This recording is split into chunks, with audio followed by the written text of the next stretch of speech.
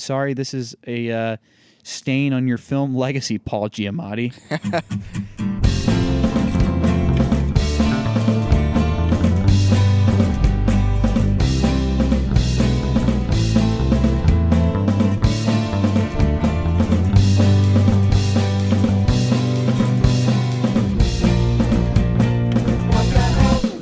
My name is Nate. My name is Mike. And what the hell was that? 9/11 Planet of the Apes. 9/11 Planet of the Apes. Yeah. Wow. This movie, as I've already stated to you several times because I can't shut up about it, this movie blew my mind in so many ways. I don't know. I mean, for me, it wasn't just boring. Like, it was bad. Yeah. Like, it was kind of grotesque in a weird way. Yeah. So, as we have already discussed, you haven't seen the original Planet of the Apes. No, I haven't seen any ape planets. So your understanding of the story is now this and just pop culture, correct? The Simpsons. Yes, yeah. and Futurama. Yeah, when he does true. like, do you blow it up? And then I don't know, they blow it up again. Yeah, he's like, I don't know, is it slugs? Because there was slugs. Oh, man, good stuff. But yeah, I know the big twist is like the doctor talks and the apes are like, oh my god, he could talk. Mm-hmm. And then also the Statue of Liberty is like chest high in sand. And he's like, oh my god. Yeah. You blew it up. And then he goes, God damn you. God damn you all to hell. You are absolutely right. And so... Oh, and there's a monkey named Dr. Zaius. Dr. Zaius? Yeah, that's why I know that. Yeah. So I will preface this with, it's been a long time since I've seen that movie. And also, there is a novel, apparently, that the movies are based on. Oh, that makes sense. And I have never read it, nor have I even read a plot summary of it, because I didn't even know that it was based on a novel until today. Right. So, the fact that these two movies are so drastically different, who knows? Maybe this one's closer to the adaptation of the book. I don't know.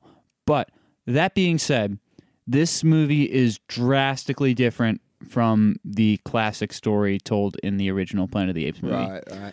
Okay, I guess I'll do my best to do a little Spark Notes version here.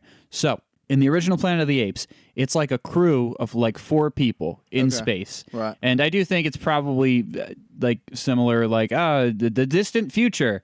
But this is happening. Yeah, exactly. And this crew of 4 people are essentially like in these, they're like sleeping in these like machines that are like keeping them preserved, essentially. And the spacecraft that they are on is like supposed to be on like a 1,000-year journey or whatever. Okay. Yeah, so they essentially are doing a space expedition like across the universe. It's going to take light years or whatever the hell. Right. They're being preserved so that they're not dead and stuff. And yeah, so then their ship crashes into this planet. And they're like, cool, we've arrived in our destination in this far-off land that's thousands of light years away. Pretty quickly are basically attacked by monkey people. And the crew of, like, that was, I think, 4 people, but is now 3 because, like, one of them died because their chamber thing broke and they turned into a dust skeleton. Cool. The 3 of them essentially get split up in this kerfuffle, and you don't know what the hell happens to him. But you're watching the main guy, whose name I don't really remember, but he's the main guy. And through all this kerfuffling with the apes and primitive humans, essentially, who can't talk, and they're essentially monkeys, but humans, the main dude sustains an injury to his throat or something to that nature and cannot talk. The best he can do is like, which is pretty much the noise that all the other humans make, because they can't speak as well. Right. They get captured. The apes think he's like any of the other humans. Yada, yada, yada. I think one of the other humans in his crew might have even just died straight up in this whole kerfuffle, but all the same, we don't really know what's up with the rest of his team. He essentially is like just treated like the other humans, the whole trading as it is kind of reflected in this movie. Then like he's being, I won't say experimented on, but observed in some kind of cage, and they want him to like mate with another human lady who's like, because she can't talk either. Oh man. And he's like, I don't know about this. Yeah, neither do we. Yeah. And the whole time he's trying to be like, hey, I'm not a dumb human like these people. I can talk, but he can't talk. So he's like, and he like tries to write even, and they're like, give me that pen, you dumb monkey human. And then he escapes from the cage or whatever, and he's like running from monkey guards, and they kind of corner him and get him in like a net or something. And then that's when his throat heals, and he's like, get your hands off me, you damn dirty ape. And everybody's like, huh? And then he can talk. Yeah, exactly. He can talk. And then our sympathetic ape lady and her friend, who is like Dr. Cornelius, I think, or something.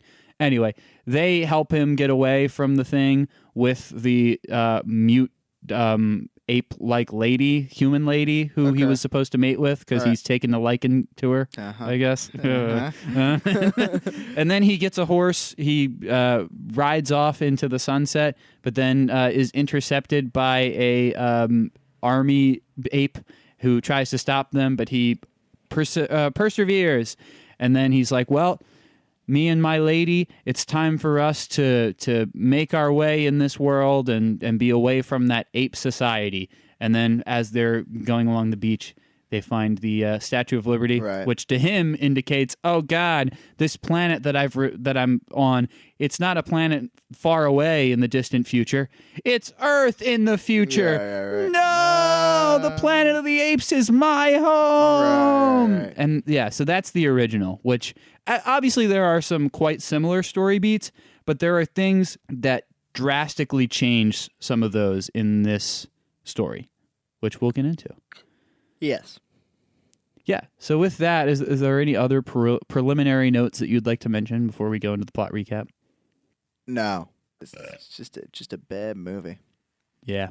Just bad. All right. Yeah. So I guess we'll get right into it. This movie starts in the year 2029, which I don't think it indicates that at all in the actual plot of the movie. I found that out from Wikipedia. Right on. Maybe it did. I don't know. Mike and I were doing a lot of joking throughout this entire movie. But true. Yeah, it's true. Yeah, we might just also have not picked up on vital plot points because we were too busy making fun of it. But all the same, it's 2029, and we have Mark Wahlberg and a whole cast of characters who we don't even get to know their names, who are hanging out on this big space station. There's a monkey, and he's doing a flight simulation, and he crashes, and then Mark Wahlberg's like, steps into frame. Steps into frame. Yeah, he's like, come on, monkey, you can't crash it every time, or something it's to great that effect. Because before the simulation turns off, it just looks like there's a monkey coasting through like deep space, but then Mark Wahlberg steps into like frame, like just kind of floating in deep space, and I'm just like, why is Mark Wahlberg floating in deep space in front of this monkey like an apparition? But then he shuts off the simulation. He's like, you failed the simulation, monkey. And he goes, woo, woo. Yeah, Mark Wahlberg does, but then the monkey in response says, I'm sorry, Mark, what your was accent's terrible. Yeah, and then Mark Wahlberg pretty much goes to like the captain of this ship for some reason. And the captain's like, oh, space anomaly jargon crap, blah, blah, blah, blah, blah. Yeah, all right, send 9. The monkey to check it out. And then Mark Wahlberg is like, come on, like I'm a pilot person. Like, this is the reason I came to this space station thing. Like, send me out there, Captain. And he's like, look, Wahlberg, you know the rules. First we send the monkey, and then if it's safe, we think about sending a human. That's the rules. And he's like, now go get your chimp. Yeah, right. Yeah. I just love that he's super serious about it the whole time. He's just like, look, we have policies here on the ship. Now go get your monkey. It's like, alrighty, okay. Yeah, no, all serious. No monkey business. No, but ironically, it's all monkey business. Yeah, but with that, go get your monkey. We have serious space stuff to do. Now get your chimp. And then the chimp gets into like a pod thingy and then gets shot into the thing. And then Mark Wahlberg pretty much is like, I can't let my monkey go out there alone. And then he gets into a pod and fires out. And then everybody in the ship's like, oh, God, not Mark Wahlberg. What the hell? Mark, you crazy, crazy bastard. They're like, oh, no, he's in the vortex electromagnet space jargon thing. Yep. Yeah, and then we essentially get Mark Wahlberg's POV as he is flying through this thing, and he's pushing buttons on his console, as all good sci-fi people do. Yeah. And the Ship shaking. it's shaking like hell, and his console, which conveniently displays the month, day, and year, just is going haywire, as if it's going by thousands of years, but that's impossible. Impossible. And then he crashes, and it's like right into like the middle of a lake, or a pond or some body of water at that. And he opens the capsule, letting all the water in. He raises the visor on his spacesuit first. That's the right. Then he opens the capsule into the water, and then he puts the visor back down while he is drowning. swimming. Yeah. And then he gets out, and and then much like our hero in the original Planet of the Apes, as I mentioned, he starts wandering through the wilderness and runs into a bunch of humans who seem to be like in rags and stuff. They're definitely like just of the wilderness, doing their thing. Yep. And there's not much time for conversating though, because a bunch of monkeys come along. What? Yeah. Huh. And they start doing their monkey business, which includes rounding up humans. Yeah. They do just that. They're jumping and doing all that fun stuff. Yeah, and, whenever an ape jumps in this movie, it's like a kung fu wire assisted jump, just to let you know. Like that's what it always is. Yeah, like so it's like someone was catapulted. Yeah, when apes jump in this movie, it's always like a wire jump where they kind of float a bit and get really high air. And so they capture all of the humans and like throw them into a cage. Yeah. And then Mark Wahlberg, for some reason, is not in the cage at this point and is like on the ground. And then this one monkey with a really raspy voice who is constantly like on a ventilator is like, "This one looked at me." Yeah. And and then Mark Wahlberg tries to grab the leg of this other ape to be like, "What is going on?" And then he says the iconic line of, "Get your hands off me, you damn dirty human." There you go. And then he gets thrown into the cage. Yep. Yep. And then they get transported to Ape City. Ape Town? Ape Town. They get transported to Ape Town. Yeah, well, so they get there, and Paul Giamatti is like, yes, my human shipment. I'll buy them, ha ha ha, for my human selling. Selling. Business. Mm-hmm. And so then he starts like separating them into the males and the females and whatnot. And it's important to note the important humans at this point, of which there are three. There's Mark Wahlberg. Mm-hmm. There's attractive woman, and that's about as far as that goes. So don't worry. Like that is as far as she goes in this movie. So 100%. Attractive woman, and then Chris Christopherson, who I only know because he voices a character in Fallout New Vegas. Oh, I didn't know. But that. Apparently is a country singer and quite famous in his own right. Yeah, my grandmother's a big fan Of Chris Christopherson. Yeah, cool. Yeah. And he is dead. He is dead.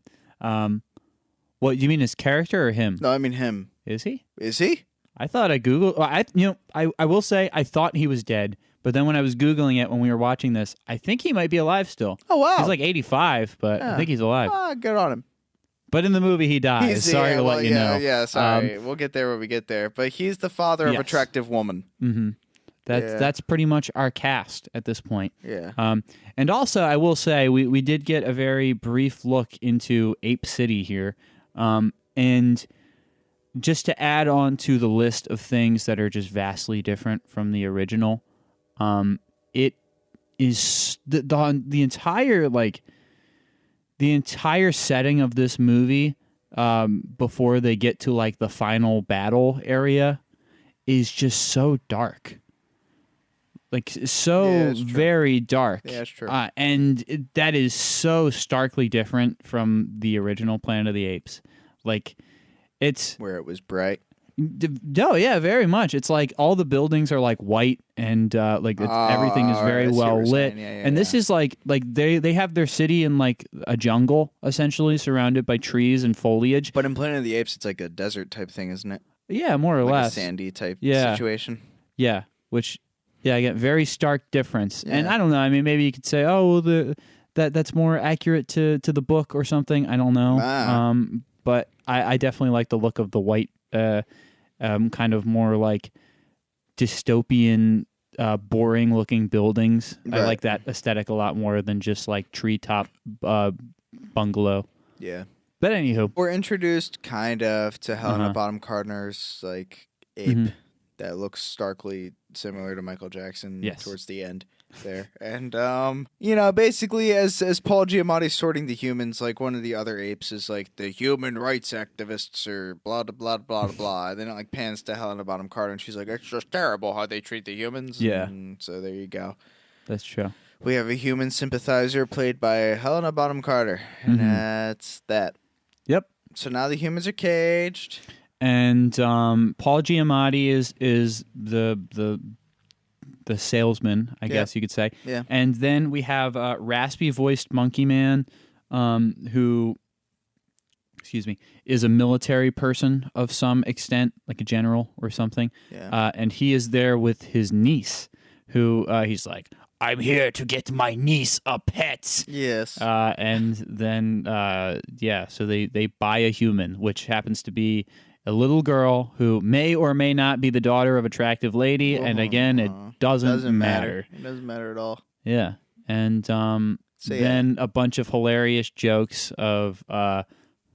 make sure you get rid of it before before it's a teenager. You don't want a human teenager in your house. Ha ha ha ha. Make sure you wash your hands after touching the humans. Ha ha ha ha ha. You know, all that kind of funny stuff. Because you see, have turned.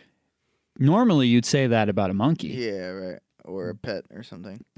But the funny thing is here, it's about humans. About people. And we're all people, so we know what they're teenagers, am I right? Whatever. And yeah, so that's that pretty much. Before she enters, Paul Giamatti's doing his job, and he's like, well, got to get these human cattle branded. So he has like his poker, like his hot iron poker, and he brands attractive woman with like the brand of the human. And then he's about to go... Because, it's really hard to tell the humans apart from the apes. Yeah, exactly. Yeah. Yes. And so this is when like Helena Bonham Carter comes in, and for some reason the poker comes out of Paul Giamatti's hands and lands near like the cage of the penis havers. They've separated the humans by genitals into the two respective cages. Yeah, Paul Giamatti's like, oh man, if your father wasn't the senator, I wouldn't have none of this, you hear? Yeah. So Helena Bonham Carter's like, well, my father is the senator, so you'll have all of it. Yeah, and then, like, pretty much as she's saying that and saying, like, you see, humans can be our equals. They're not dangerous. Mark Wahlberg, like, gets her in a headlock. Right, yeah, and everybody's like, oh, shit. And, yeah, so he's, like, holding the branding iron, like, to her face, essentially, and is not speaking, which, well, he again, whispers in her ear. So yes, that's true. I was going to get to that. But the thing is that we have not heard a word from like any of these humans at this point. Chris Christopherson said something. I promise. He said something to attractive women before they got separated into the genital cages. Perhaps he did. All the same, we have not really seen any like real indication that these humans can talk. Which again, I'm sure a large audience of people watching this movie would be people who have seen the original. Yeah. And so maybe this is... Yeah, so I imagine that this is like the filmmakers kind of trying to be like, this isn't the same old story that you're used to hearing. So I imagine that the implication is still supposed to be that the humans cannot really talk. Because we still have heard no indication aside from the short mention that we have heard, which again is it's very brief, not anything too substantial. As far as we know, it could have even been like their own primitive human language that is different from the English that the apes speak. Yeah. But all the same, Mark Wahlberg whispers quietly enough that only human rights activist hears, and he's like, "Help me, please." And at no point throughout any of this whole kerfuffle has he been like, hey, what's going on here? Right. You know, he has just been quietly going Yeah, he's through been the sulking, motions, mainly. Yeah. which I have been scratching my head the entire time to wonder what motivations he had No idea. with that. No idea. But all the same, he says that and is, you know, like warding people off with the pokey stick. Yep.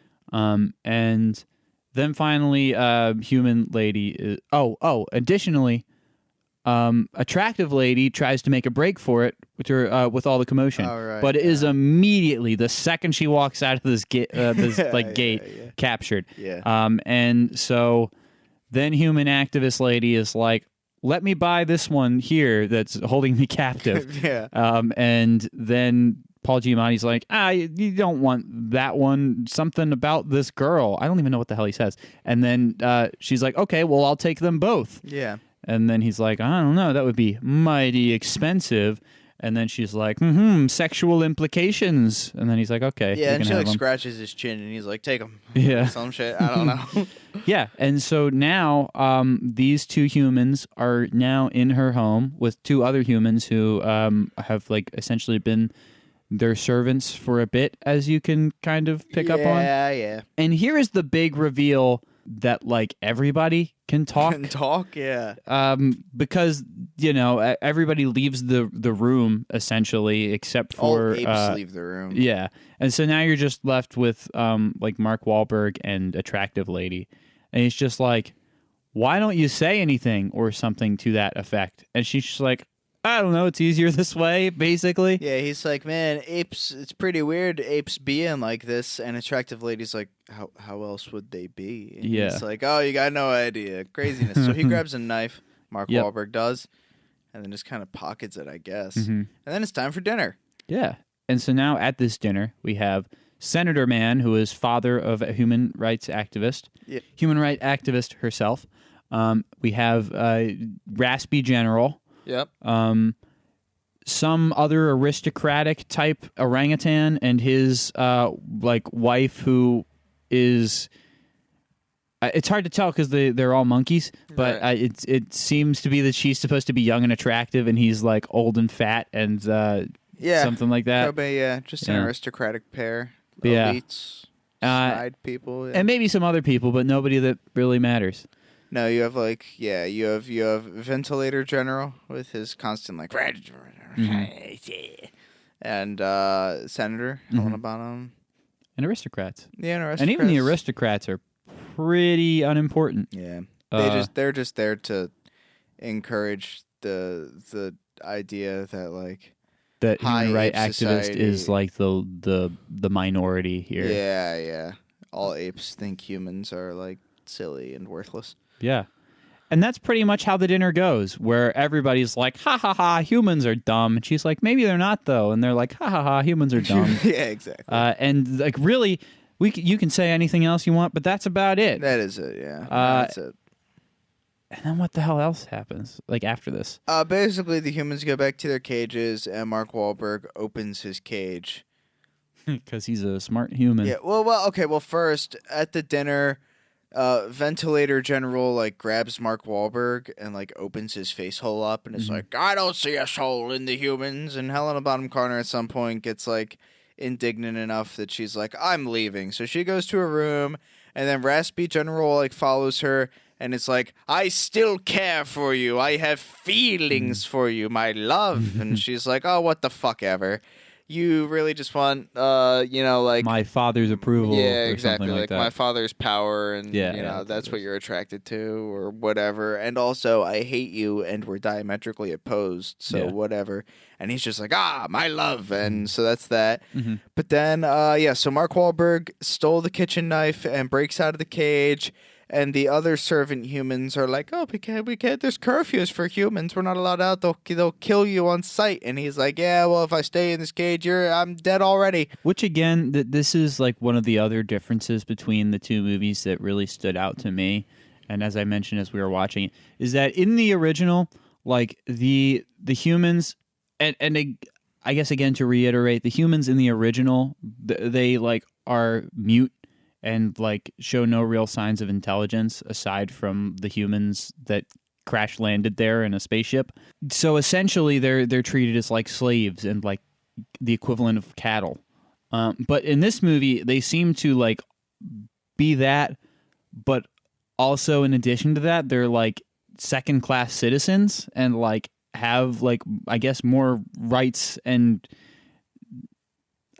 maybe not rights aren't the right word, but they're not exactly right, like because like if they were slaves, it seems weird for them to be like there's a curfew for Exactly, humans. yeah. I'm like that implies that there's humans like in the market or some shit. Like what?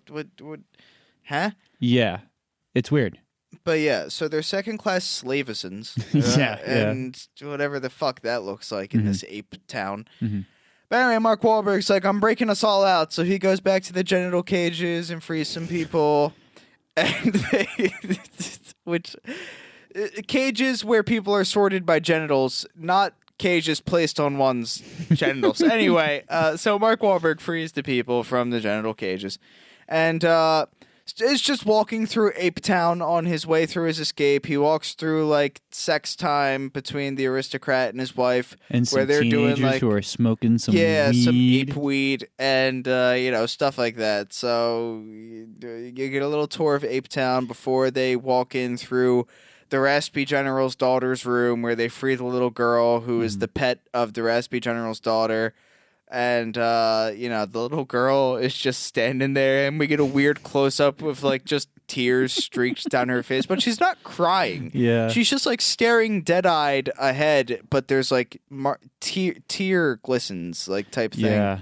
Weird. Anyway, they take her out, and they walk out. And then there's, like, an old retired, like, general, I guess, who gets, like, kind of introduced at this point. As like Helena Bonham Carter kind of like intercept them on the stairs, and they're like, "You're lucky we found you before they found you. Yeah. Now let's get you back in your cages." And Mark Wahlberg's like, no. And they're like, "All right, I guess we'll help you escape then." And so they start trying to escort them out of the town, and that happens. But then sometime like before this, I'll say, but Go on. ultimately unimportant. There are some like ape guards who are like, Raspy General, we found something that you should want to see. Oh, yeah. And so then Raspy General comes to check it out, and it is essentially the wreckage of Mark Wahlberg. Yeah. And he's like, thank you. I thank you for letting me know. Now you should turn your backs to me while I leave. And then he's like, ha! I'm going to kill you because I need to keep this a secret for some reason. Yeah, so basically the ape guards were like, there was a great rumbling and something fell out of the sky, and the Raspy General's like, fell out of the sky? That sounds above everybody's pay grade. I'll kill all the witnesses. So he does that for some reason, which I guess implies that he has like knowledge of like spacefaring people, but I have no fucking clue. Yeah. Because like his dying father is like, you suspect he's not of this world, and he's like, I do suspect that. I know that actually. Yeah, or whatever the fuck. Yeah, like I knows? don't know. Well, as they're making their escape, they get seen by like Raspy General and the guards, and like Raspy General's number one like walks up, and Chris Christopherson, I guess, is like, I'll hold him off, and then just gets like fucking domed, and so like Chris Christopherson didn't survive the escape. But they all leave, and they get out of the tunnels and across, like, the Grand Canal, I guess, between, like, Ape Town and the wilderness. And they emerge from, like, a rock where there's secret tunnels of Ape Town empty or whatever the fuck. They come out of the tunnels, and Helena Bonham Carter's like, I'm sorry about your father, to the attractive woman. And the attractive woman is like, what do you know of my father? And and so like they're like, what the fuck do we do now? And Mark Wahlberg's like, I know what we do now. Like I'm gonna go back to my fucking ship. Well, I think you're forgetting a very important detail there, where she goes, "What do you know of my father?" And then human rights activist Helena Bonham Carter just randomly is like, it's just like, okay, like what was that about? Yeah, because I guess attractive woman got mad at her and kind of like put a hand on her somewhere, and Helena Bonham Carter does like a judo like disarm. Yeah, she just like kind of lost her shit for a second. Yeah, or whatever. Yeah. So the party as it stands is like retired general who I guess is friends with Helena Bonham Carter, and those are the two apes in the party. You have attractive woman, Mark Wahlberg, and a fleet of humans yet to be really focused on. Yeah. And so now they're like, all right, like let's go check out this wreckage of Mark Wahlberg's. So they go to do that, and they get to this pond, And pretty much immediately, human right activist is like, ooh, ooh. And he's like, what the hell is going on here? What's going on? Yeah. And then human lady is like, well, obviously, all apes are afraid of water. They don't know how to swim. They can't swim. Yeah, apes can't swim. Which we Googled it. They can. They can, in fact, swim, but whatever. And then human lady goes, that's why we pray for rain. Because, you know, they can't swim in the rain. But anyway. Makes no fucking sense.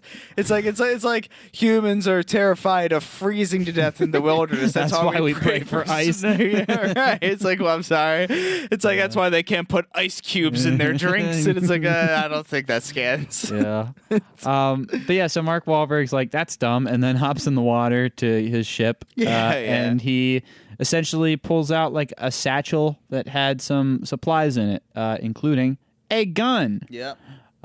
So then he puts the gun in his waistband, keeps that thing on him, and then they keep on walking. And, they have like a tracker beacon that they get from his bag. That's important too. And he's like, I'm putting on my tracker beacon. And he's like, my people are here on the planet to rescue me. Yeah, they must have come to save me. Yeah, it's like, if we just follow this tracker beacon, then we'll get there and we can be rescued. And by we, I mean I. And you guys can come if you want, I guess. Or whatever, I don't know. Not my prerogative. So then I guess Paul Giamatti arrives at this point. Yeah, so they like walk like 2 feet away from the ship, and Paul Giamatti with some guards are like, "Ha, we've caught you!" But then, they specifically, when they yell, "We caught you!" they grab a young human boy that's like in the pack with them here. And like the 2 guards are like wrestling him, and he's putting up a good fight, kicking Paul Giamatti in the face and everything, but ultimately being overcome by these ape guards. And so then Mark Wahlberg finally stops digging in his ass and pulls out his gun and then fires in the general direction. And this is a fancy space gun, so it shoots like green fireballs as opposed to regular bullets. Yeah, it fucking blows up a tree. And the apes have never seen anything like this, so they're like, sorry? And I don't know what happens with the other ape guards. They get incapacitated, or they die, they do something. Like I don't know. Yeah. But Paul Giamatti's left there, and he's like, come on, we can work this out. Right. And then for whatever reason, they're like, all right, you can come with us, traitor. So they handcuff him. Yeah. With like the human handcuffs. And he's like, ow, this hurts. He's like, oh my God. What if right then he was like, oh my God, I'm so sorry. Complete transformation on the spot, yeah. If I knew it was like this, I would have never. My God, I'm so sorry. Yeah, no, nothing like that. He just like looks to camera and it's like, oh, these hurt. Whatever the fuck. Like, okay, Paul. And then they press on to essentially like the desert canyon area. They start following the tracker. Mm-hmm. And then Raspy Voice General is talking to Senator. Mm-hmm. And Senator is like, if only I knew humans were clever enough to kidnap my daughter. Mm-hmm. And then Raspy General is like, yeah, that's exactly what they did. They're pretty deceitful. And, I can stop them if you untie my hands. And the senator's like, I don't know what that means. Is that like a metaphor? And he's like, yes, what I mean is you need to let me genocide the human beings. And the senator's like, oh, okay, then yes, you can do that. Yeah, that's fine. Yeah. And so Raspy General is like, good, yes, good. And so now the party, Wahlberg's party, have arrived at some like scare humans in the hilltops, and Mark Wahlberg is like, what the fuck are these things? And Helena Bonham Carter is like, this is what indicates like the taboo lands. Like beyond this point is like the sacred land where Xenu first came to us. Samos first Which came also to us. that is something I was going to say. I don't know if at some point throughout this there was something where it was like, yes, our god, Samos. But at some point they're like, yeah, our god, Samos. Yeah, like he was the first ape or something. Yeah. The great first ape beyond this point where he was born. Mm-hmm. Of course, us science apes know that that's all just fantasy nonsense. And so they progress ahead, and now there's like an army camp of like red ape people. With General Dude getting unlimited power from Senator Man, Yeah. he then goes to like his first mate dude, and he's Right. like, "Look, my dad's dying, so I got to go take care of that. But I'm trusting you because you're not only my best general, you're my friend. So I trust you. So go stop these humans. Right. And yeah, bye. I got to go see my dead dad, Yeah, that's true. dying dad." Yeah. And then he goes and does that. He sets up a camp somewhere. Yeah, beyond the taboo land signs or whatever. Anyway, so he goes to the camp where they're playing like ape poker, and he's like, "What?" Oh, shoot. I do think one thing that is worth noting is that before they press on into the taboo land, retired General Ape takes Mark Wahlberg's gun and destroys it, and is like, "This will only bring death and stuff, so we're not taking it." Because Mark Wahlberg saves everybody from Paul Giamatti with his gun, and then the ape general takes the gun and smashes it, and Mark Wahlberg's like, "What the hell?" And the ape general's like, "You could use that gun against us," and Mark Wahlberg's like, "Yeah, okay." All right, so that's why he did that. But yes, you're right. Mark Wahlberg's gun has been destroyed. Yes. So now, as you were saying, so Ape General, not retired Ape General, and not raspy Ape General, but like first in Ape General command, comes over to the army camp where they're playing ape poker, and he's like, "Ape poker, you should be taking your jobs much more seriously. I'm gonna get this camp in shape." So Mark Wahlberg and party appear right above the camp in the hills. And Mark Wahlberg sees like a bunch of horses in a horse stable. And Mark Wahlberg's like, "That's our way through." And he's like, "We need to get those horses and cross this river because this encampment is on like a riverbank." So he's like, "If we can cross this river on these horses, we'll be great." And Helena Bonham Carter is like, "I'm an ape. I'm afraid of water." And Mark Wahlberg's like, "It's fine. Horses are great swimmers. So we'll just get across the river on these horses and we'll be fine." And, Paul Giamatti is like, kind of like, we got to like ride these horses through a fucking camp of like, the army, like trying to actively stop us. Yeah, he's like, "This is a real human idea." He's like, "Fuck, this is real." Yeah, right. Yeah, chomps cigar. And so like, anyway, so they do that, at nightfall comes and they get on the horses and they ride through the camp, and Mark Wahlberg needlessly starts setting shit on fire.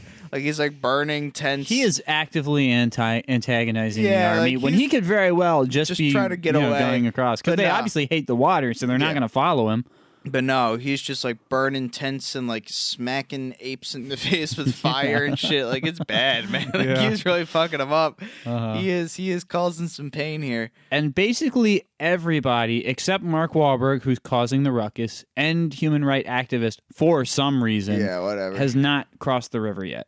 Or rather, I guess everybody else but the aforementioned people are actively crossing the river right now. So basically the whole party makes it to the river, but human rights activist is the second to last one in the river, and before she can get to the river, her horse like falls or some shit, or gets taken out, gets caltropped or something. No, Mark Wahlberg's horse gets caltropped. I was gonna say, as does Mark Wahlberg. So I don't know what happens. I really have no idea what she is doing, but she is just for some reason not there. Like she gets to the riverbank and like hesitates, and her horse like bucks her off, and she's like, "Ah, fuck, well I can't do anything now." And so Mark Wahlberg is now running, and his horse gets like lassoed more fucking less, by the first in command. So he's like, I got him, good. And then they start throwing fireballs in the general direction. They start throwing like fire planks or whatever the fuck. That's like their main weapon, I guess. That's like their ranged weapon. It's like throw fire at them. And so Mark Wahlberg gets to the riverbank where Helena is like, "Oh, we're out of horses, we're doomed." And Mark Wahlberg's like, "Don't worry, I'll shepherd you across, Helena." And she's like, "Okay." "I can't." And then he's like, "Yeah, you can." She's like, "Okay." Okay. So they get across the river as the apes like throw fire at them. And now all the humans have successfully made it across the river. Hooray! Now Raspy General is meeting with his dying father. And dying father is pretty much just like, this human is not of this world. Exposition. And you know that, exposition. Because he's basically like, We are the descendants of the ape that made society the way it was today, but I have a secret that I've never told you before, and that's that in the long, long ago, we were actually subservient to humans. And you might be wondering, how is that even possible? He's like, well, smash that vase in the corner. And he does so. And the vase is full of sand and a gun. And so, an old rusty gun. And so, Raspy General holds up the rusty gun. And his father is like, that is a piece of technology that we can't even fathom, and the humans' ability to invent is what made them so grand. Their innovation and ingenuity is much greater than our own and is to be feared. And so know this, that is my mighty secret. Die. Yeah. And so the father dies, and Well, so then now at this point, Raspy General then goes and he meets with number one General Buddy dude, who was like, sorry, sir, they got away. And then Raspy General throws a temper tantrum and starts like breaking shit and everything. jumps, does some doing kung fu monkey jumps on stuff. wires.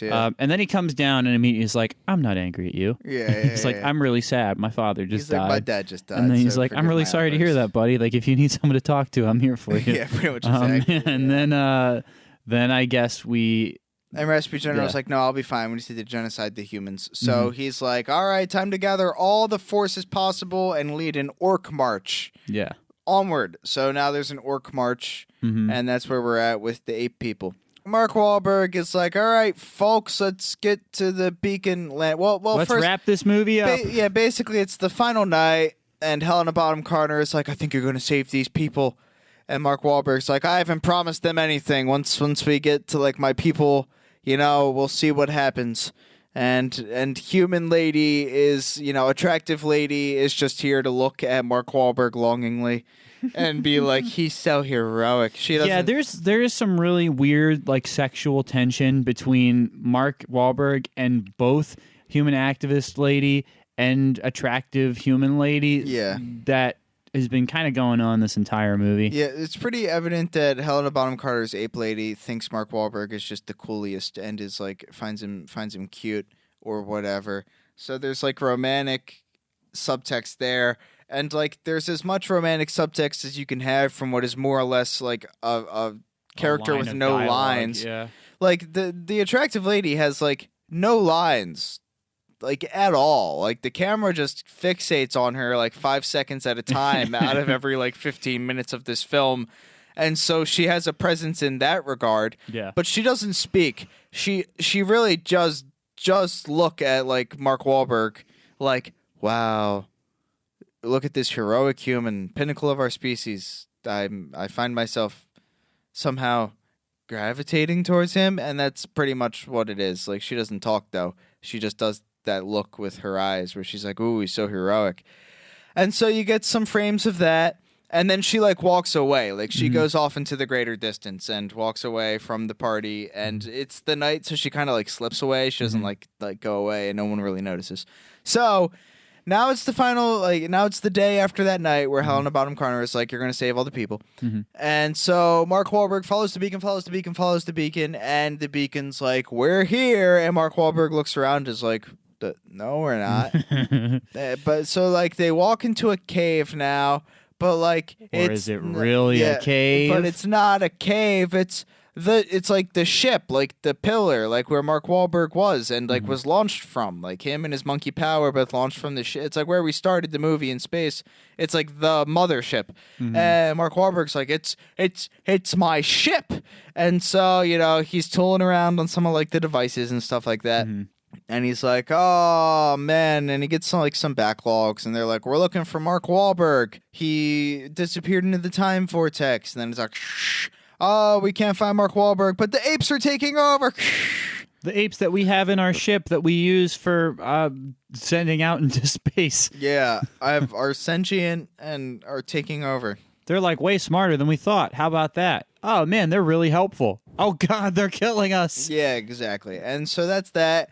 And then Mark Wahlberg's all like, it's my fault that all of this happened. It's my fault. So, like, Mark Wahlberg comes back out to the mouth of the ship and it's daylight. And the human lady has come back with, like, the entire population of humanity on this fucking planet. And and so Mark Wahlberg's like, what the hell? Who are all these fucking people? And attractive human lady. No, I don't even think attractive human lady says this. Someone else says this because again, it's like our rule in this film that attractive human lady cannot have like dialogue. So someone else is like, oh, all the tribes are hearing of your tale and want to see the man who defies the apes, and you're a hero among these people. So the entire population of humanity has gathered at the ship, the crashed ship, and word has reached Mark Wahlberg because the teenage adolescent boy who's galloping out on his horse has seen the orc army marching through the desert towards them. So he sprints back on horseback to Mark Wahlberg and is like, the orc apes are coming. Oh God. And Mark Wahlberg's like, oh, that's concerning. Really bad. That's pretty concerning.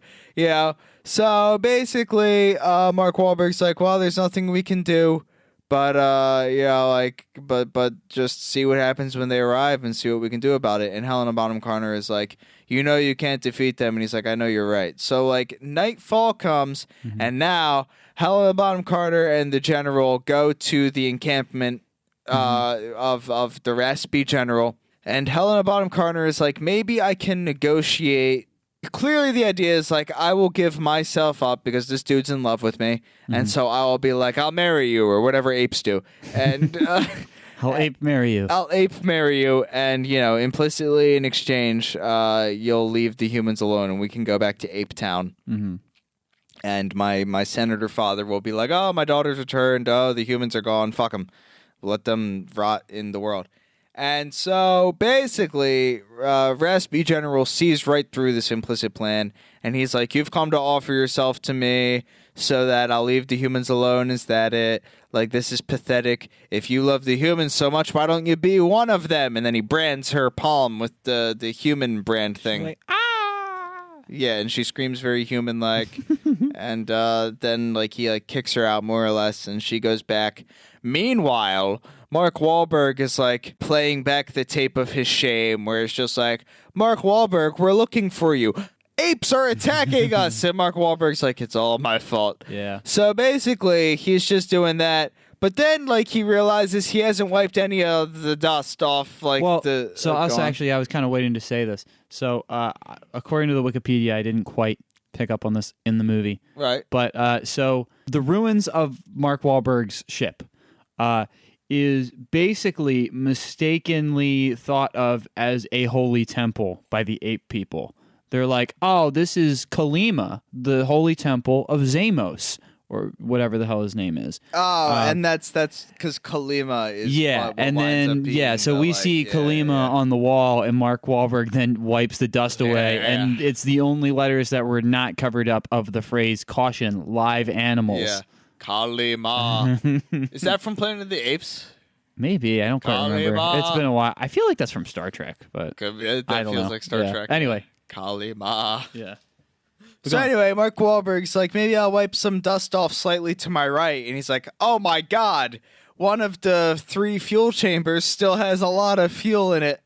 And by a lot, I mean, I guess enough for a 10-second burst. And then also, as I noted while we were watching it, I kind of love that they don't do any sci-fi BS of oh, it's a double flux quantum battery. Yeah. They're like, it's a really good engine. It lasts forever. Mark Wahlberg is like, we use nuclear power on the ship. It's supposed to last forever. That's I don't even think he says nuclear. I think he just goes it's a really good energy source. Okay. I'm in for that. Yeah. I'm fine with that. So yeah, basically now he's like, oh look, one of the rockets has fuel, a full tank of fuel, which again apparently is enough for a 10-second burst. So Mark Wahlberg's like, I have a plan now, and Helena Bonham Carter's like, what's going on? And Mark Wahlberg's like, I need you to tell all the humans to get behind the ship before the assault of the ape army. And Helena's like, you can't beat them. And Mark Wahlberg's like, I know, but perhaps we can surprise them. I guess.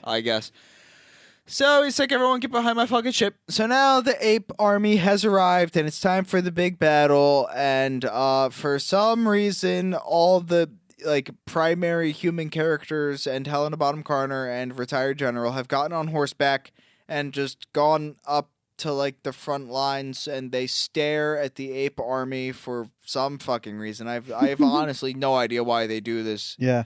It's like, is this how war is done? It's like kind of like this scene in Braveheart, if you ever seen Braveheart. But anyway. I haven't. Anyway, adolescent boy who saw the ape army coming and warned everybody is like, I want to go out on horseback and be part of this pose. And Mark Wahlberg is like, no, get behind this ship. Pretty much everybody is like, no. Yeah, he's like, we don't need you out there. Don't worry about it. He's like, I'm part of this. So he does it and goes. And Mark Wahlberg stays back with the ship because he's not part of this horse lineup. But adolescent boy is, and Helena Bonham Carter is, and attractive lady is, and retired General Ape is, and Helena Bonham... I think I already mentioned her. But yeah, so that's what they do.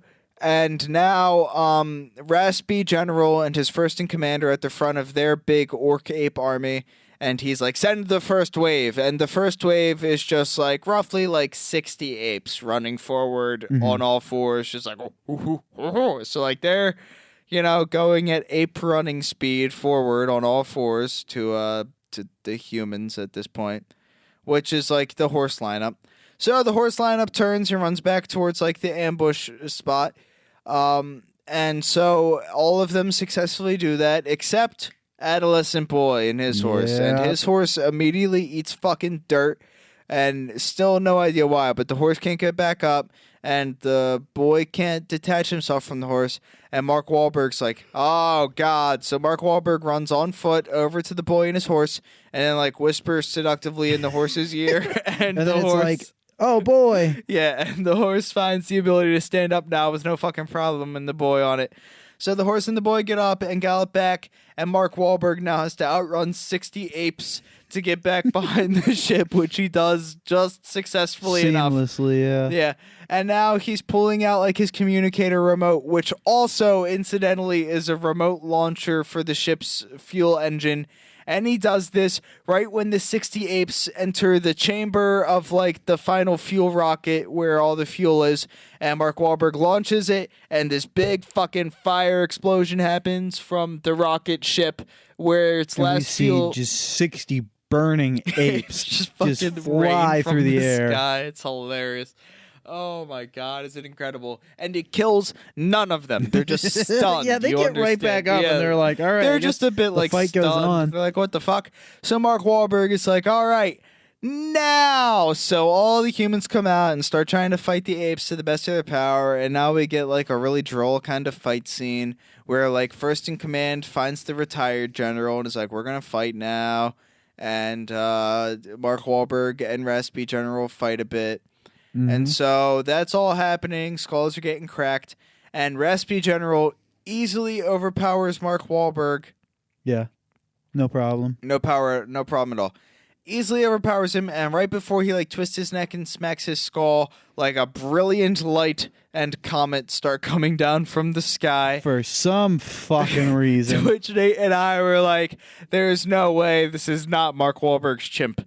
There is no chance in hell, and lo and behold, it's Mark Wahlberg's chimp.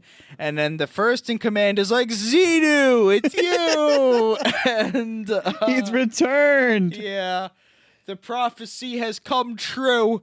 Xenu has come from the sky. And Mark Wahlberg comes down and is like, thank God it's my chimp, because more importantly than my chimp and this pod... It's a ship off of this crazy planet. Because more importantly than this pod and my chimp, there is a satchel with my chimp that has another gun. So Mark Wahlberg... And also seemingly, I guess, not just a space gun, but a regular old gun with bullets. I don't know. It still looks like the same space gun. Yeah, I don't know. It's dumb. But anyway, yeah, so Monkey pulls up, and he and Mark Wahlberg do like their secret handshake, and they're like, "Yo, what's good?" Whatever, yeah. And then like they just start walking hand in hand through the crowd, and everybody's like, "Oh my God, Mark Wahlberg knows God. Yeah, exactly. And yeah, so then like everybody, literally everybody, except for Raspy General, is like, oh, well, obviously Mark Wahlberg is cool. He's good with God. Yeah, right, right. But Raspy General either is like, this is an imposter, this is heresy, or is just straight up like, I don't care, I'll kill God. Yeah, he's like, I never believed in God or whatever the fuck. Yeah, so he just like immediately, well, I guess I should say that like he starts charging like them or something to that effect, and then our Mark Wahlberg monkey friend, whose name I don't know, it's like Pericles or something like that. Just go with that. Yeah, he just like runs into the ruins of the spaceship. Yeah. So then Mark Wahlberg and Monkey Man follow him in while like duking it out. And then they start having a battle in the ruins of the ship. Yeah, and Raspy General backhands God and makes God's nose bleed. Yeah. So Pericles the chimp is kind of out of the battle, and Mark Wahlberg tries to shoot Raspy General but misses. And Raspy General hits Mark Wahlberg, and the gun flies out of Mark Wahlberg's hand. But at this time, Raspy General has finally gathered what a gun is. Yeah. And so he's like, I am gonna kill you.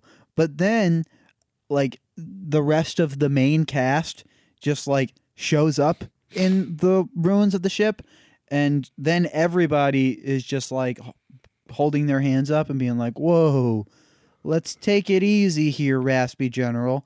And then Mark Wahlberg notices that Raspy General is standing in, like, the captain's log thing, whatever the hell, the same place where he found the logs of the history of the ship, essentially. Yes. And he notices that he can close the door with his handprint as he did earlier, and he's like already has his hand in the proper position. He's just got to scoot over and do that. So he does that. He just, while he's like keeping his hands up to indicate that he is no threat to Monkey Man, he then just closes the door, and Monkey Man's like, huh? A door? And starts firing wildly. And yeah, bullets go ricocheting around, and he's like, ooh, ooh. And yeah.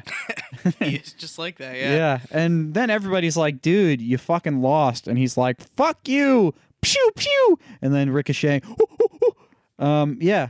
And then he hides under a table and looks pretty damn sad about it. Yeah, first he's like, first in command, my friend. And first in command is like, yeah, you backhanded God. Yeah, I believe in God, thank you. I'm a God-fearing ape. And then he goes to Helena Bottom Carter, and he's like, you actually loved me all along, right? And Helena Bottom Carter is like, you branded my hand. You asshole. And then, like, they come outside, and everybody's just like, all right, I guess we'll just forget that war just happened, and we're all good. I, Mark Wahlberg, am now going to take this ship and leave this God-forsaken planet. But yeah, it's been really nice getting to know you, Ape Lady. Let me give you a totally not at all weird kiss. And he gives her a little smooch. It is a weird fucking kiss. And then he goes over to Attractive Lady, and they just like suck face for a minute. She sucks his face more specifically. Yeah. She's silent throughout the entire film, stares longingly at Mark Wahlberg, and then at the end is just like, oh, I can't help it anymore, and like kisses him, and that's her entire role in this film. Yeah, and then he's like, well, thanks for the lovin'. I gotta get the hell out of here. And yeah, so then he gets in his ship, or I guess more or less God's ship, and is like, goodbye. Pericles is like, we're going home. Mark Wahlberg's like, no, you stay here. And he turns to Helena Bottom Carter and he's like, take this chimp. And Paul Giamatti is like, thank you for teaching me that I can exploit humans in a different way by selling things to them instead of selling them. Yeah. Yeah.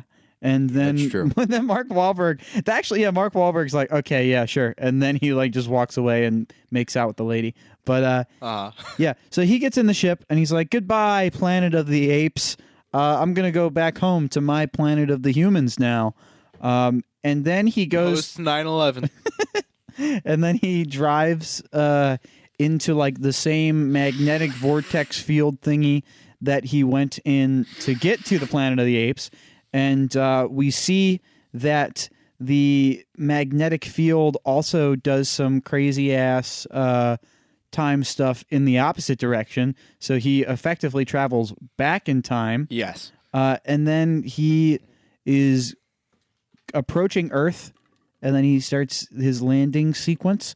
And then somebody on his like communications is like, unidentified flying object, don't land. And then he's like, no, I'm gonna land. I can't help it. And then he lands right in the what's the pond thing that called there? The mall in Washington D.C. Yeah, exactly that. And so he crashes into that, and then his ship lands at the steps to the Lincoln Memorial. Yep. And he's like, home sweet home. I finally made it. Let me just look at my beloved President Abraham Lincoln. And then he takes a look and finds it's not Abraham Lincoln, but it's good old Abraham Lincoln. And he learns that this world is not as he thinks it is. And then he's surrounded by ape police officers and the like. Yeah. And he's like, oh, God. And then the movie ends. Yeah, it's still Planet of the Apes, but now it's like America, Planet of the Apes. Yeah. So what I like best about that ending, though, is like as he landed in the Legislative Mall, like I was like, just as a fucking bit, like I was like, he goes to the Abraham Lincoln Memorial, and it's Abraham Lincoln, and Nate was like, oh no, I think that's actually going to happen. I was like, you think that's like really? You think that's really what it's going to be?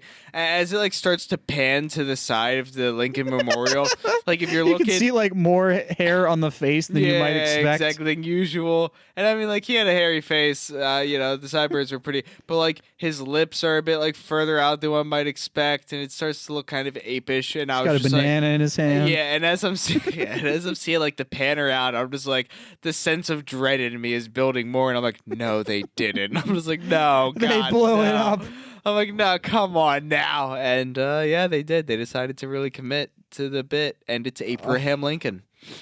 And I couldn't even tell you what it says behind him, but it has an like inscription in the wall behind him that basically is like, our hero, name of general who was Raspy General in the thing. Thane, I think. Yeah, like Thade or something like that. Yeah, I don't know, something along those lines. But yeah, it's basically like our beloved Raspy General. Yeah. Who won the war. So this is what I'm really fucking confused about with this stupid ending of the movie. So when the movie starts, we're in 2029 Earth, where we can only assume it's slightly distant future that's not really that different from our timeline, except for maybe some more advanced technology. Right. Then he goes to the Planet of the Apes, which seems like it, much like the original, it's actually Earth much later down the line.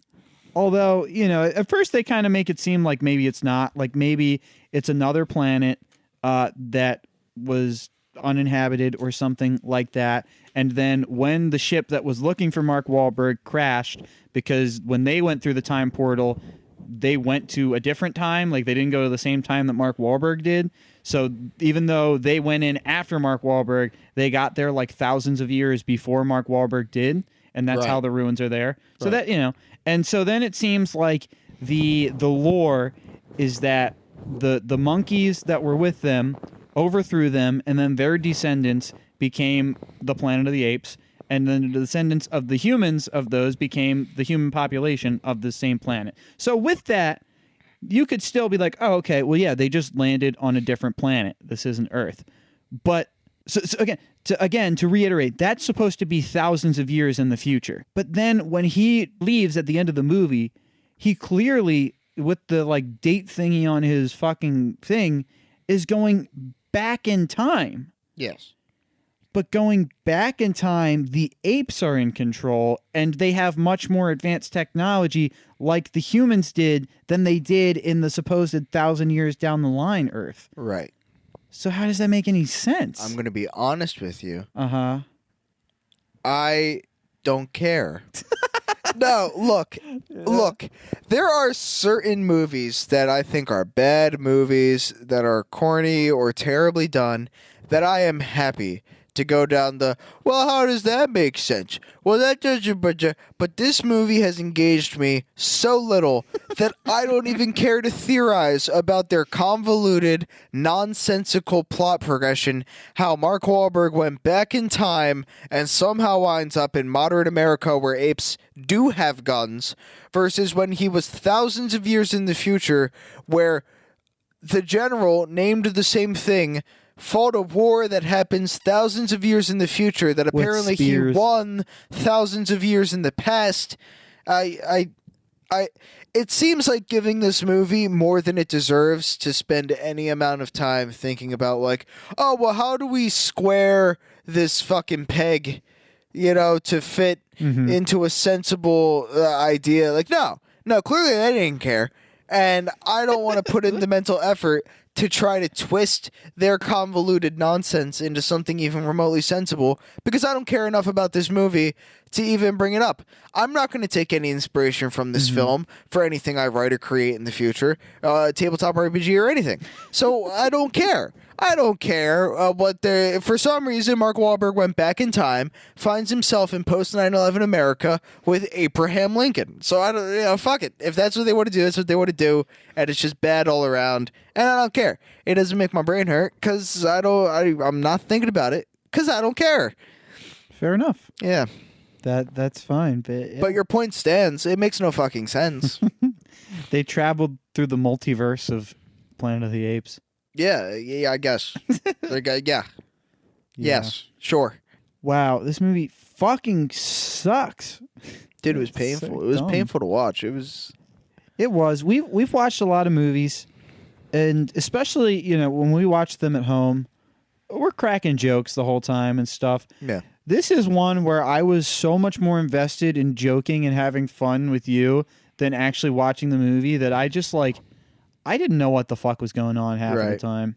To be fair, there's a lot about the movie that is hilarious. Yes.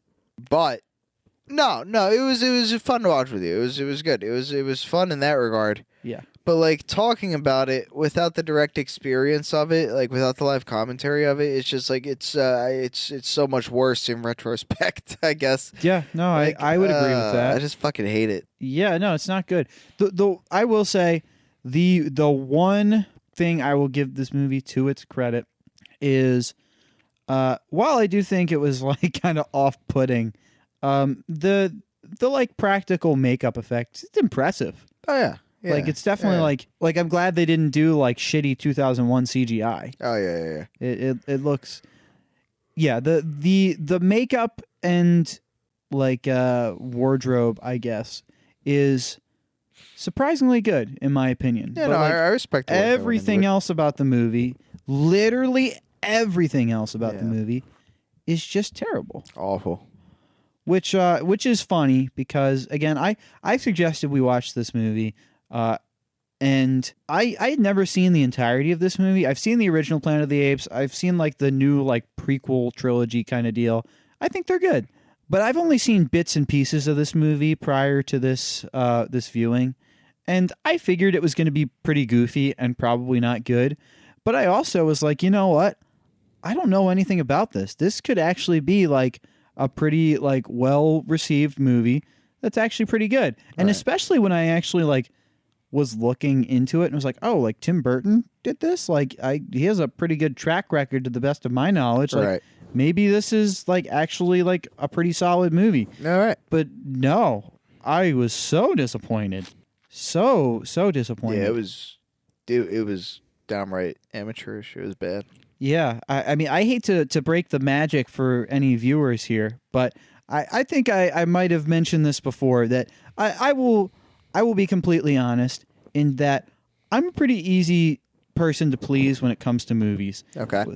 This show works for me because I can to some extent put on a character and yell about movies. But at the end of the day, if I'm just watching a movie for entertainment purposes, I'm pretty satisfied with most things that you will put in front of me. Okay. This, even aside from this podcast, from the perspective of analyzing movies, if I just sat down to watch this movie for entertainment, I would be appalled. Yeah, I'd be pissed. Yeah, I mean, I am pissed. Fuck. Yeah, it's just I've watched a lot of bad and mediocre movies with you at this point. Yeah, but for the most part, they've all felt worth it. Mm-hmm. This did not feel worth it. Like, dude, I did not. Yeah. No, fuck this movie. It's just so bad. Yeah, no, I really struggle to picture any scenario at all where I will ever watch this movie again. Yeah, no, I got nothing. Yeah, I want to read the reviews because no, absolutely. Let's read some reviews. I'm ready to have people on the internet explain my point very succinctly. Yeah, so I do have a 5-star review, which I will read to get us started here, and this is from a user by the name of Nordic for You, and this is a 5-star review, as I stated, and it reads: "As soon as I saw the ape character Limbo, I knew it was Paul Giamatti, and I'll watch any movie with Mark Wahlberg. He's a talented actor, too. Oh, my God. All-around enjoyable movie. Now I want to watch the original with Charlton Heston, made in 1968. Oh, it was Charlton Heston. Mm-hmm. Hey! And then the last line of this review reads, I hear the two movies have similarities, and then in parentheses, remake? Mm-hmm. With a question mark. Right, yeah, of course. Yeah, 2 people found this helpful. Yeah, fuck them. Which actually, that does, this review, aside from just giving me a good chuckle, also does bring up something that I had mentioned to you while we were watching the movie. I think this is like one of the only movies I have ever seen with Mark Wahlberg in that he like doesn't play the same exact character that he always plays, where he's like a down and out like take no nonsense cop kind of character. Yeah, right. And there was a bit when he first got the gun where I said to you, I was like, this is the Mark Wahlberg I know. Yeah. But yeah, otherwise a very out of character Mark Wahlberg performance in my opinion. Yeah, once the war started, I think he got back into it. But yeah no, you're right. Would you like to read your 1-star or would you like me to read mine first? Yeah, no, I'll read mine. Okay. Tori, are you doing Tori? No. Okay, well I am. Because Tori here, it astounds me how many of her points are exactly the points I've made and thought. So clearly I'm not the only one with these takes. Mm-hmm. But here we go. Tori Weiss, 1 star. This is the dumbest movie I've ever seen. Horrible dialogue, bad acting. I understand this was made 19 years ago, but damn. Grosses me out that they had Mark Wahlberg kiss an ape and the other chick in this movie. I could count on one hand the number of sentences she said. Also, did anyone else notice Ari looks like Michael Jackson? They weren't very clear on the timeline, left me very confused, and then he lands in front of Abraham Lincoln. See? Wow. Abraham, say name. Man, say name. I know. Are you sure you didn't write this, I know. Mike? Did I have a blackout one day? Oh my God, Mike, you went through the time vortex. Yeah, except and wrote this review. As Tori Weiss, yeah. I suppose Abraham Lincoln's pretty obvious, but damn, there it is. But no, everything so far. This is like a bullet point of I know, listen to the podcast and then write down a list of everything that Mike has said. Yeah. Did he go back in time? Forward? What? I must have missed everything important, so I will probably watch again. That's where we diverge. If that really was the whole movie, I stand with my statement that this is the dumbest movie I have ever seen. Yeah, that hits it on the head right there. Yeah, it's me. That's just me. I mean, save for the I'll watch it again part, but yeah. Wow, man. This is from Hudson Bauman. Okay. 1-star review, and it reads, terrible movie. My family hated how high the apes could jump. General Thade's constant grunting didn't help the jumbled plot. No. Also, what was with the love triangle between Ari and the other lady who said about 3 words? Yeah. Costumes and design were fine, but couldn't save the movie. I want my 2 hours back. Yeah, it's fair. Yeah, the wire jumps are pretty hilarious. Yeah. The fact that every time an ape jumps, it's not just sometimes, it's every time an ape jumps, they get 50 feet in the air and it's a wire assisted. It's incredible. It looks great. I really like that guy said that his family Like Couldn't my take family it. Like, hated they this. just gonna fucking take it.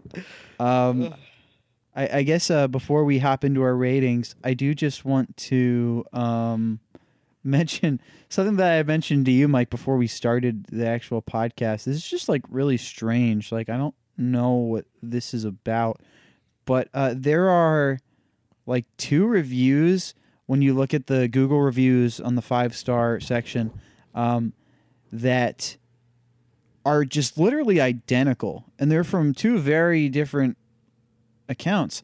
Like, we have one from Peter M. a year ago, and then another from a user by the name of Tanush Bakua. I probably butchered that pronouncement, but obviously very different accounts. And they both read verbatim, same punctuation and capitalization, so on and so forth. I just got done watching this for the first time, and I gotta say, Tim Burton did an excellent job, or excuse me, amazing job.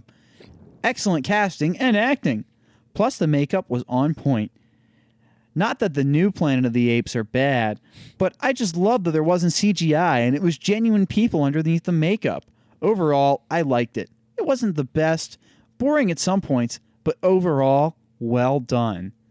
And I just want to know, like, it really is confusing to me why there are 2 completely identical reviews. Yeah. Because it feels like, kind of the opposite of, like, review bombing something. Right. Like, it seems like maybe somebody really liked this. Yeah, and it wanted feels to, like someone got, like, copy and paid. Yeah. Just like, oh, yeah, put this on Google review. Yeah. 5-star. Yeah, with this. Yep. Yeah, I'll give you, like, $100. Yes. Yeah, they just really want to bring that audience rating, like, up a bit. But, yeah, that's Planet of the Apes. 9/11 Planet of the Apes, terrible. Yeah, this movie was disappointing on so many levels. I really, it's been a while since I've seen the original, as I said, but I really enjoy it. And I really enjoyed the like prequel trilogy that came out in like the early to late 2010s. And yeah, they're really good. I'd love to watch them with you sometime because again, I think they're wonderful movies. But this just drops the fucking ball, man. Like, God, I don't know how they screwed it up this bad. Like, it's just so rough. And with that, it clearly gets Take your stinking hands off me, you damn dirty human! out of. Take your stinking paws off me, you damn dirty ape! And like I said, I won't be revisiting this movie anytime soon. And if ever, I can't imagine it will be willingly. Yeah. That's fair. I don't just like inherently dislike the concept of Planet of the Apes. Well, sorry to cut you off, but that's kind of like I was saying to you. I don't know if maybe it is because of like some emotional bias that I have, having seen the original and also liking these other films related to it.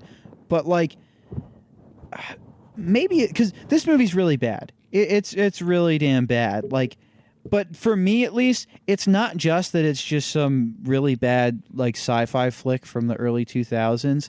It's that it also just takes this like source material and just changes it so drastically and needlessly, and is also bad. Yeah, you get that righteous indignation on top of it.